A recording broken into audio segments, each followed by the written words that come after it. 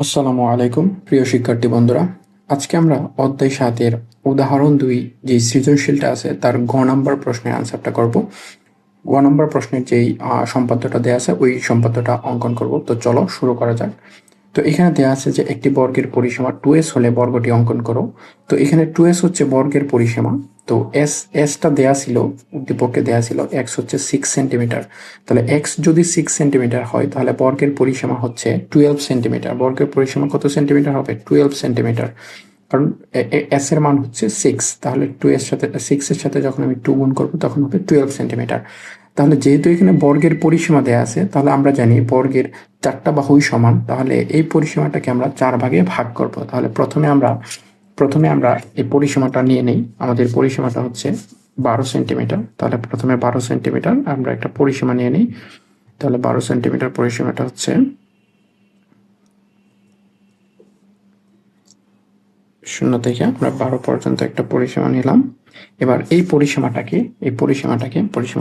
এই পরিসীমাটাকে আমরা সমান 2 ভাগে ভাগ করব। তাহলে সমান 2 ভাগে ভাগ আসলে আমাদের কম্পাস দিয়ে করতে হবে। আমরা যদি স্কেল দিয়ে করি সেক্ষেত্রে কিন্তু হবে না, আমাদের কম্পাস দিয়ে করতে হবে। সমান 2 ভাগে ভাগ, তো সমান 2 ভাগে ভাগ আমরা কম্পাস দিয়ে করব। তো এখানে দেখো যে এই পরিসীমাকে অর্ধেকের বেশি নিব। প্রথমে অর্ধেকের বেশি নিয়ে এই পাশে একটা বৃত্তচাপ দিব এবং এই পাশে একটা বৃত্তচাপ দিব। ঠিক আছে, তারপর এখানে ধরে এই পাশে একটা বৃত্তচাপ এবং এই পাশে একটা বৃত্তচাপ। তারপর এই দুইটা পয়েন্ট আমরা কি করব? যোগ করে দেব। এই দুইটা পয়েন্ট আমরা যোগ করে দেব। এই দুইটা পয়েন্ট যোগ করে দেব। যোগ করে দিলে যেই দুইটা পয়েন্ট যোগ করবো না, যোগ মানে যেই বিন্দুতে ছেদ করে, এটাই হচ্ছে ওই পরিসীমা পি এর অর্ধেক। এবার এই অর্ধেক থেকে আবার যদি 2 ভাগে ভাগ করি তাহলে আমাদের 4 ভাগ হয়ে যাবে পরিসীমাটা। তাহলে এটাকে আবার অর্ধেকের বেশি নিয়ে এই পাশে একটা বৃত্তচাপ, আবার এই পাশে একটা বৃত্তচাপ। ঠিক সেম ভাবে এখানে ধরবো, ধরে এই পাশে একটা বৃত্তচাপ, এই পাশে একটা বৃত্তচাপ। তারপরে এই দুইটা পয়েন্ট আবার কি করব? যোগ করে দেব। তাহলে এই দুইটা পয়েন্ট যদি যে বিন্দুতে ছেদ করবে, এটাই হচ্ছে আমাদের পরিসীমার 4 ভাগের, এটা হচ্ছে এই অংশটুকু হচ্ছে পরিসীমার 4 ভাগের 1 ভাগ। এবার আমাকে বর্গ অঙ্কন করতে বলছে। তো প্রথমে বর্গ অঙ্কন করতে হলে যে কোনো একটা রশ্মি আমরা নিয়ে নিই। বর্গ অঙ্কন করার ক্ষেত্রে যে কোনো একটা রশ্মি আমরা নিই। তো যে কোনো একটা রশ্মি মনে করো বিই নেই, তাহলে বিই রশ্মির বি বিন্দুতে 90 ডিগ্রি কোণ অঙ্কন করি। বিই রশ্মির বি বিন্দুতে 90 ডিগ্রি কোণ অঙ্কন করি। তো 90 ডিগ্রি কোণ কিভাবে অঙ্কন করতে হয় সবাই আমরা জানি।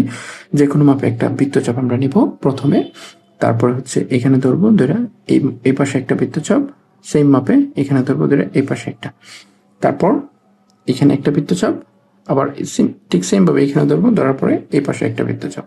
তাহলে এখানে যোগ করে দেব। তারপর এই দুইটা পয়েন্ট আমরা কি করব? যোগ করে দেব। এই দুইটা পয়েন্ট যখন যোগ করে দেব, যে এখানে যেই কোণটা উৎপন্ন হবে সেটাই হচ্ছে 90 ডিগ্রি কোণ। তাহলে এটা হচ্ছে বিএফ। এবার এই পরিসীমা 4 ভাগের 1 ভাগ, আমাদের পরিসীমা 4 ভাগের 1 ভাগের সমান করে, পরিসীমা 4 ভাগের 1 ভাগ হচ্ছে বর্গক্ষেত্রের একটা বাহু। তাহলে বর্গক্ষেত্রের একটা বাহু সমান করে এই পাশে একটা বৃত্তচাপ এবং এই পাশে একটা বৃত্তচাপ। ঠিক সেম ভাবে এখানে ধরবো, ধরে এই পাশে একটা বৃত্তচাপ, ঠিক এইখানে ধরবো, ধরে এই পাশে একটা বৃত্তচাপ। এই বৃত্তচাপটা এই বিন্দুতে ছেদ করে। তাহলে এইটা হচ্ছে এ বিন্দু আর এটা হচ্ছে ডি বিন্দু, এটা হচ্ছে সি বিন্দু। তাহলে এটাই হচ্ছে, তাহলে সিডি, প্রথমে হচ্ছে সিডি, তারপরে হচ্ছে এডি যোগ করি। তাহলে এ বি সি ডি, এটাই হচ্ছে আমার উদ্দিষ্ট বর্গক্ষেত্র।